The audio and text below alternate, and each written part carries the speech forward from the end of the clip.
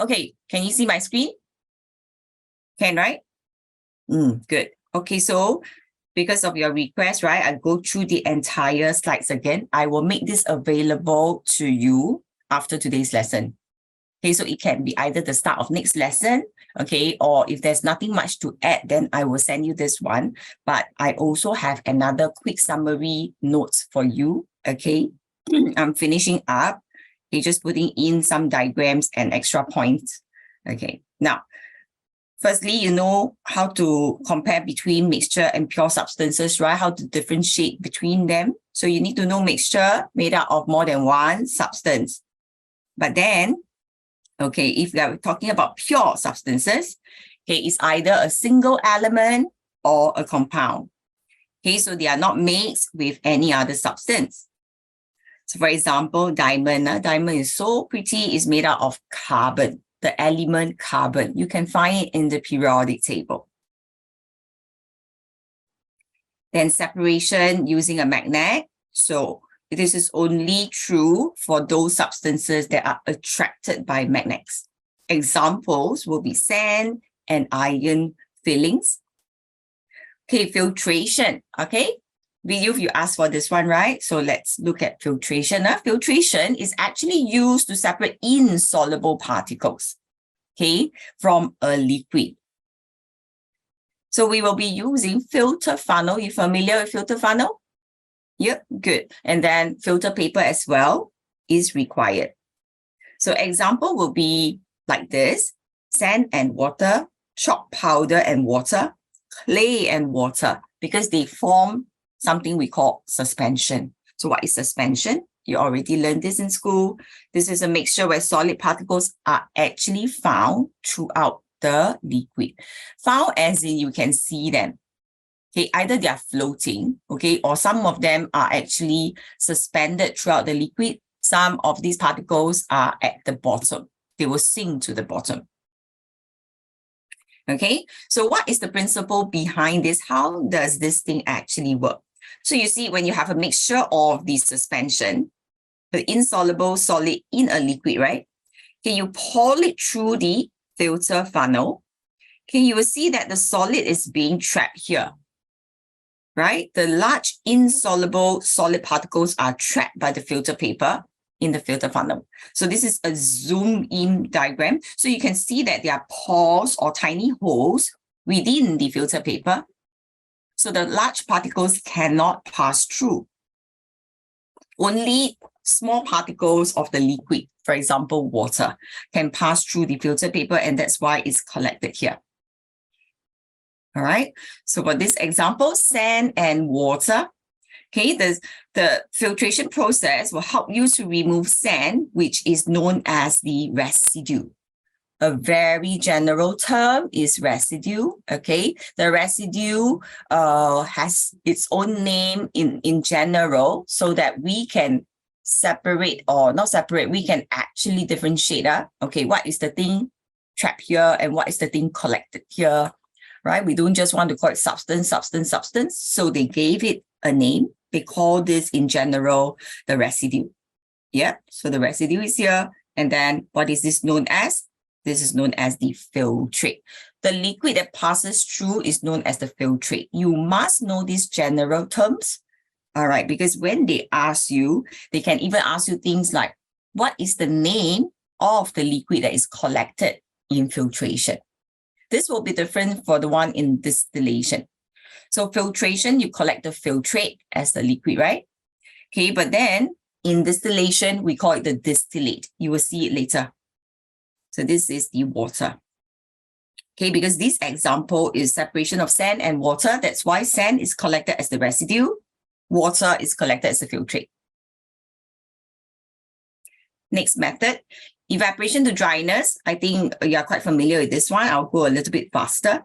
So this is actually salt and water. We call it salt solution.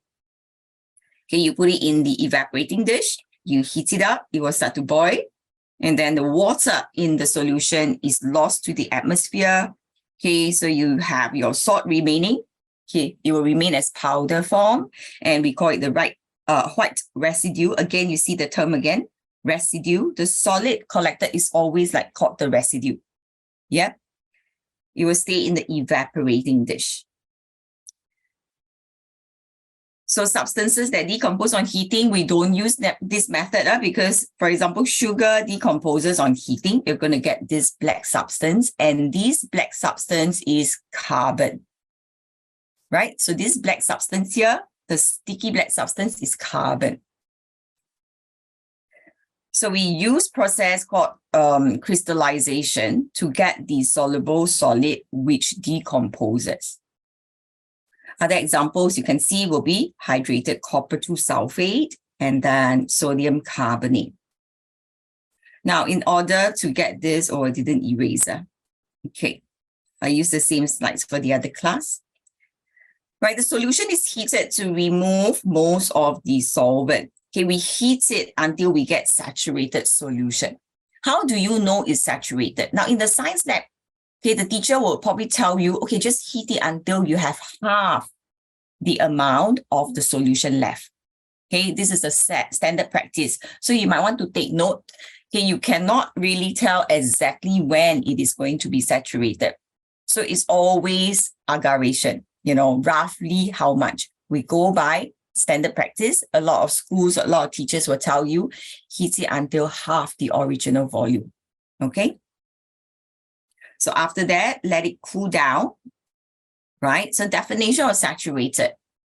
I think we went through these in the solution and suspension chapter also, that topic. Yeah. So we talk about saturated, we talk about diluted. Okay, saturated means contains as much dissolved solute as it can at a given temperature. So upon cooling, this is what happens. Okay, the crystals will form at the base of the evaporating dish. Right, why is it that the crystals are so small? Okay, because this is known as rapid cooling. I'm going to show you a video later on, okay, to see how you can make big crystals, and you can do this at home, right? And I'll share with you what I did with my students back in school.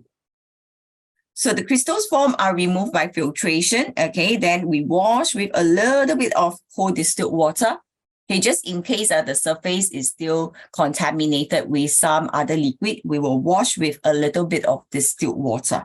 And then we press it dry between pieces of filter paper, okay? Filter paper absorbs water very well, so it will help to dry the crystals easily. Okay, now, so let's talk about separating sodium chloride and sand. Yeah, so this is a common question that will be asked. Okay, so they will probably ask you, can you list down the steps to separate sodium chloride and sand? So you are supposed to go step by step. What is the first way to do it? Okay, you will see that step 1, I'm going to add water because sodium chloride dissolves in water. Then I get sodium chloride solution plus the sand. Sand is not soluble. So next step, I'm going to filter the mixture, right? I filter the mixture so that the filtrate that flows out, okay, and the residue that is collected, they are now being separated out. Okay, so very clearly, sodium chloride will pass through the filter paper. Sand is going to be trapped there. But you know that there are still a little bit of liquid, right? A little bit of liquid that will be trapped still within the sand. Yeah, so how do you remove that? Okay, so you take a look here. This is simple, right? Sodium chloride solution evaporate to dryness. We're going to get the solid sodium chloride as the white residue. For this, we are going to rinse or wash with distilled water. This is to remove traces of the sodium chloride solution, right? And then we get our sand. Any question here? So are you able to list down the step-by-step? Okay, writing down the step-by-step, you've got to be clear. Sometimes if you use diagram, your answer is even better. It will be clearer. Okay.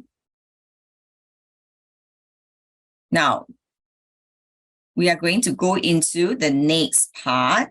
Yeah, we learned this last week. So we talk about simple distillation and fractional distillation, right? So when we want to get solute, we use evaporation and crystallization. Okay. Of course, if let's say solute is insoluble, we use filtration. But then we are talking about solution now, right? So solution, if we want to get back the solvent, we use simple distillation, right? Even for suspension, same thing. We are going to use simple distillation. We can't just filter and then take the water and assume that it's pure and clean and drink it. No, we have to carry out distillation. So simple distillation is to obtain the liquid from the solution. Okay, and then they said pure liquid. So extraction of water from seawater, sodium chloride solution, and sugar solution are some examples. There are many more. The way you set it up, have you all seen this in school? If you have done this topic, okay, let me see what topic you are doing now. Right. So I don't think you have seen this setup yet. Hopefully you get to see it. Hopefully you get to see it, okay? Because you don't get to do this yourself. Your teacher will set it up on the teacher's bench. So this is called the distilling flask. You have this condenser. Sometimes we call it the Liebig condenser. Then conical flask over here need not be a conical flask. It can be a beaker. It can be something else. Depends on how the teacher wants to set it up. Thermometer must be positioned this way. The bulb of the thermometer must be at the opening. Just beside it, there is a good reason why. Okay? There's a good reason why. Anybody knows or remember why? Is it because when the water evaporates, it wants to measure the temperature of it? Okay. So you're saying that the water, you're talking about the water here. So we assume this is salt solution. So we heat it up. Okay, it will evaporate, right? So this will be water vapor. And then it travels up, okay? And there's nowhere else it can go to but to enter the condenser. So this water vapor or this vapor enters the condenser and gets condensed and is collected in this container, be it the beaker or conical flask or something else. Okay, so it's going to be collected. You want to know that this is pure water. So with you, if this is pure water, how will I be absolutely sure? How can I convince someone this is pure water?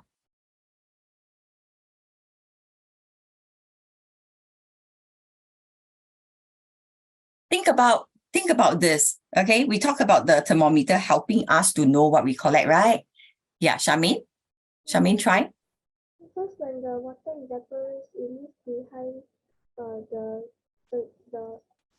salt solution, and then when it condenses, it just drip pure water into the beaker. But we can't be sure it's definitely pure water, right? Not. There are so many liquids that are colorless, that are odorless, that are tasteless. If I just give you a bottle of water, right? I said, oh, Charmaine, I carry out distillation. So I obtained this thing, but I never test what it is. So can you drink it? It's pure water, trust me. You wouldn't dare to, right? If I'm a stranger, I go up to you, I say, Vic, you've drink this. Hey, drink this. Aaron, drink this. You're going to doubt me. How are you going to be sure? If you're not going to carry out any extra tests, just by looking at this setup, how to know that whatever we are collecting is pure water? It's because that water boils at 100 degrees Celsius. It boils at 100 degrees Celsius. And how do you tell? Thermometer. The thermometer. Very good. So this is the answer you need to give your teacher if your teacher asks you. How do you know what I'm collecting is water? Yeah, could it be poison? Can't be sure what. I mean, the sample that we are given, it says seawater maybe. You don't know what is inside seawater. It could be, the waste of the marine organisms, the urine, whatever, we don't know. Correct or not? So just by looking at the thermometer, okay, you should be able to tell that whatever is passing into the condenser, okay, is pure water. That's why the bulb of the thermometer must be here, because it's going to tell us a very, very good piece of information that whatever we are collecting now is actually pure water. If it's 105 degrees Celsius that it shows, are you going